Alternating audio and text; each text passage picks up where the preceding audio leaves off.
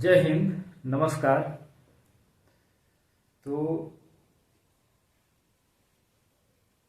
इस फिजिक्स की क्लास को आगे बढ़ाते हुए आज फिर से हम चर्चा करेंगे और आगे हमारा टॉपिक है कि जो गोलीय दर्पण है हमारा, उससे प्रतिबिंब किस प्रकार बनता है और प्रतिबिंब की स्थिति वस्तु कहाँ रखेंगे, कैसे रखेंगे, तो प्रतिबिंब की स्थिति हमारी क्या होगी, कैसे होगी।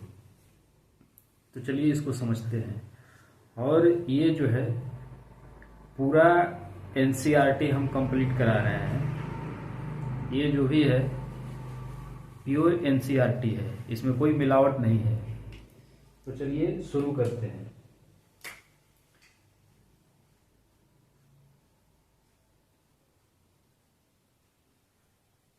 एनसीईआरटी प्योर एनसीईआरटी है। उसके पहले हम 4 शर्त समझेंगे, उसके बाद आगे चलेंगे। शर्त यह है कि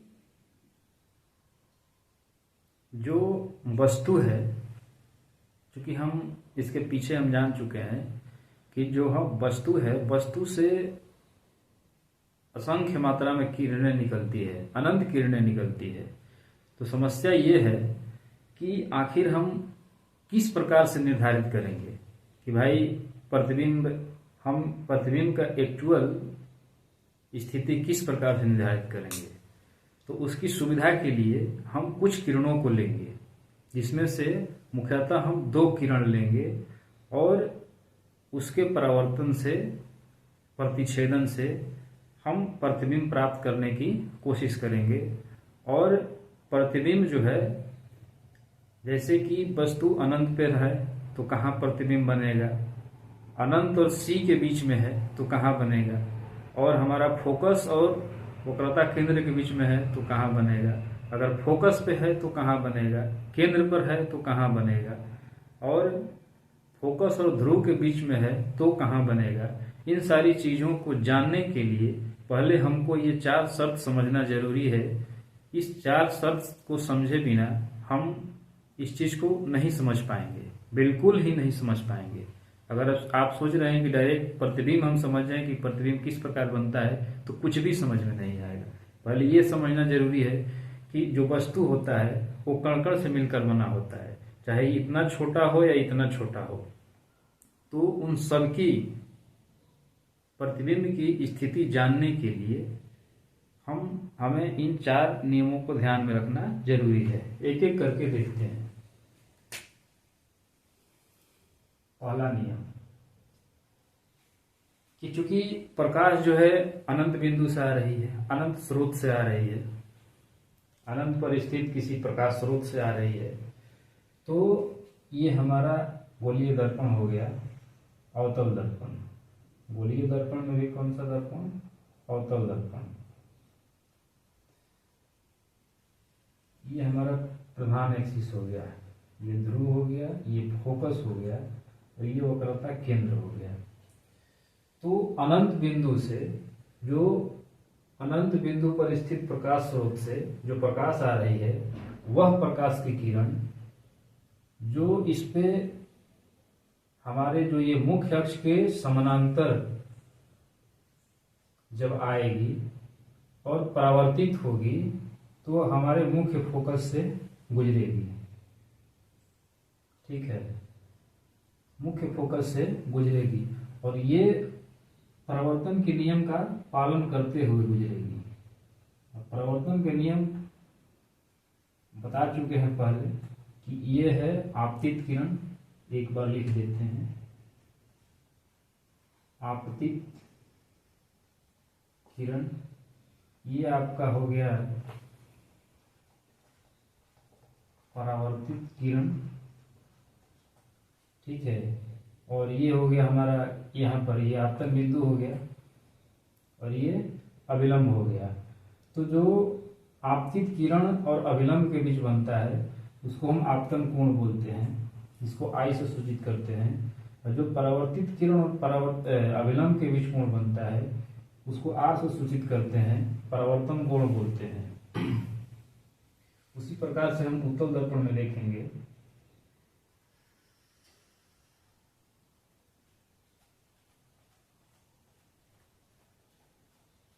ये पहला नियम है, ध्यान से समझिएगा। ये पहला नियम है, इसको ध्यान से समझिएगा।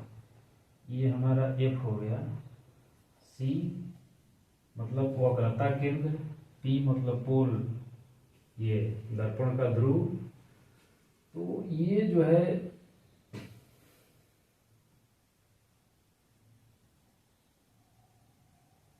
किरण जब पड़ेगी तो ये भी परावर्तन का नियम का पालन करेगी। ये आपतन बिंदु यहाँ पर आपतित हो रही है, परावर्तित हो रही है, ठीक है, ये परावर्तित हो रही है। ये हमारा क्या है, अभिलंब है, ये अभिलंब है। अब इसमें भी आपका वही ये आपतित किरण है, तो ये आपतन कोण हो गया और ये परावर्तन कोण हो गया, परावर्तन कोण हो गया। और ये जो है उत्तल दर्पण में ये इधर से ये प्रतीत होती है, इसको डॉटेड बिंदु से मिलाएंगे। ये प्रतीत होती है कि ये मुख्य फोकस से ये गुजर रही है, मुख्य फोकस से जो है ये इधर से आई अनंत बिंदु से प्रकाश परावर्तन के बाद। तो ये जो है पीछे हम डॉटेड लाइन से मिलाते हैं और ये इमेजिन करते हैं कि ये एफ से निकल रही है, गुजर रही है। और हमारा दूसरा नियम है, और दूसरा नियम ये कहता है कि जो प्रकाश की किरण है तो हमारे गोलीय दर्पण से अवतल दर्पण, पहले अवतल दर्पण में देखेंगे,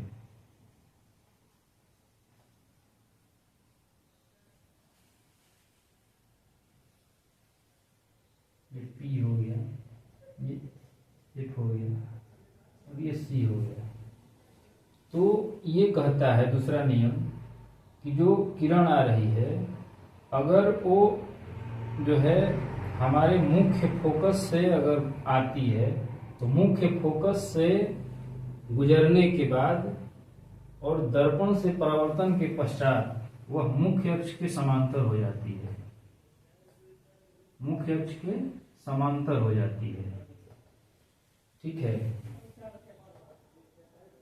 ये भी परावर्तन के नियम का पालन करती है।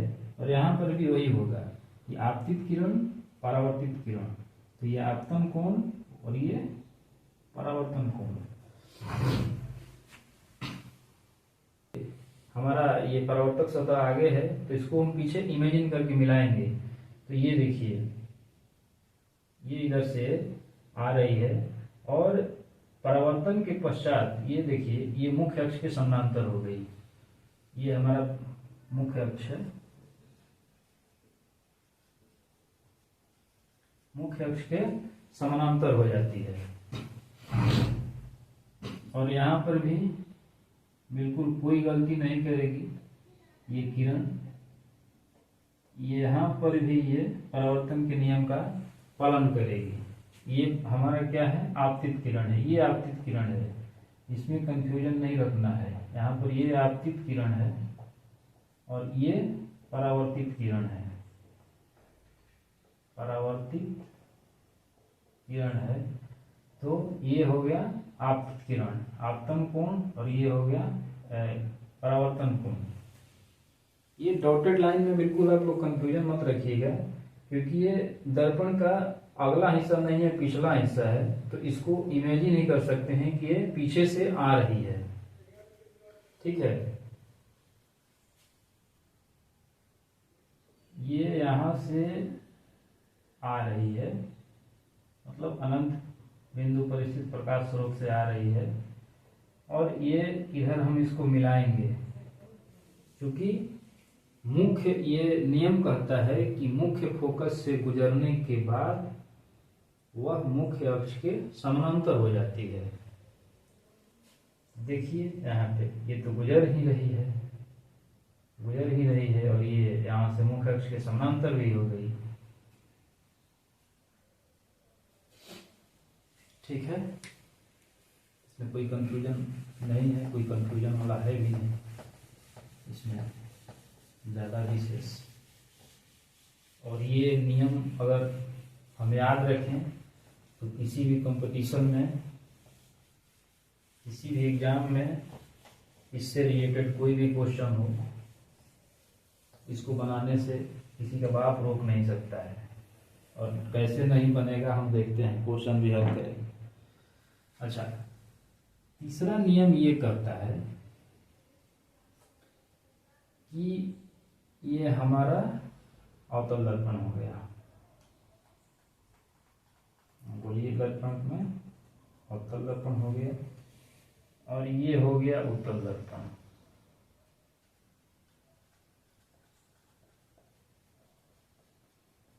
ये हो गया उत्तल दर्पण, ये हो गया प्रिंसिपल एक्सिस, पी हो गया, एफ हो गया, सी हो गया। ठीक है, तो तीसरा नियम ये कहता है कि जो प्रकाश की किरण आएगी, अगर वो सी बिंदु नहीं, वक्रता केंद्र से गुजरने के बाद वह पुनः उसी दिशा में परावर्तित हो जाती है।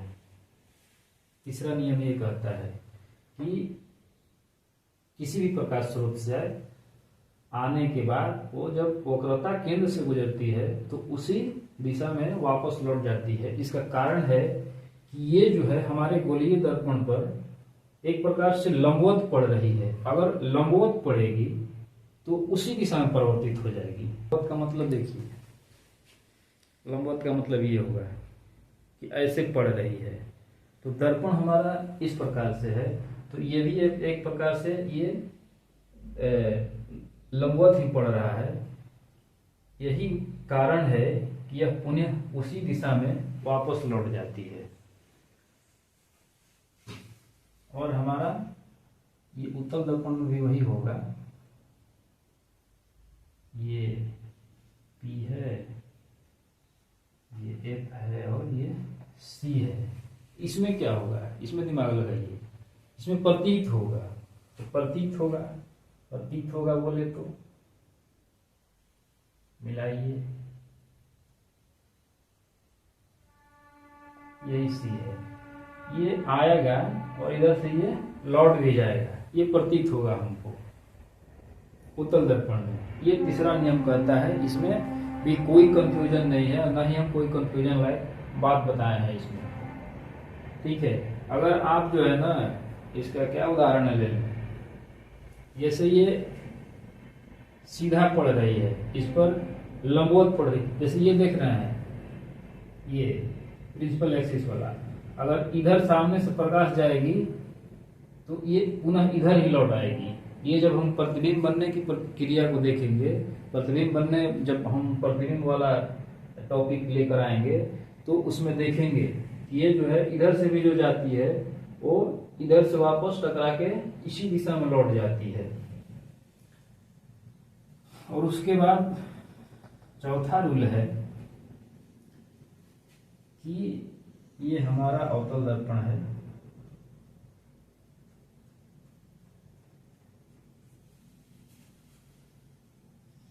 और ये उत्तल दर्पण है। ठीक है, ये प्रिंसिपल एक्सिस P F। तो ये जो आएगी किरण, तो वह किरण जो हमारे यहाँ पे जो मतलब तिरछा आ रही है, तिर्यक, उसको तिरछा को तिर्यक बोलते हैं। अगर ये तिर्यक रूप में अगर आपतित होती है ध्रुव पर, तो ये तिर्यक रूप में ही परावर्तित होगी। और यहाँ पर भी ये परावर्तन के नियम का पालन करेगी। आपतन कोण और परावर्तन कोण यहाँ पर भी बनेगा। आपतन कोण परावर्तन कोण बराबर बनेगा। तो यहाँ पर देखते हैं उत्तल दर्पण में ये P हो गया, ये F हो गया और ये C हो गया। तो उत्तल दर्पण में भी क्या होगा, ये आएगी इधर से आपतित किरण और परावर्तन के बाद ये तिर्यक रूप में ही परावर्तित हो जाएगी। बात को समझिएगा, आपतित किरण, ये आपतन कोण I और ये परावर्तन कोण R। तो ये हमारा प्रतिबिंब बनने की क्रिया से पहले ये 4 नियम को ध्यान में रखना जरूरी है, वरना इसके बिना आप जो है एक भी प्रतिबिंब बनाने वाला सवाल हल नहीं कर सकते हैं। किस प्रकार पता ही नहीं चलेगा कि ये कहाँ से हम ये किरण आ रहा है, टकरा रहा है। ठीक है, चलिए इतना क्लियर होगा।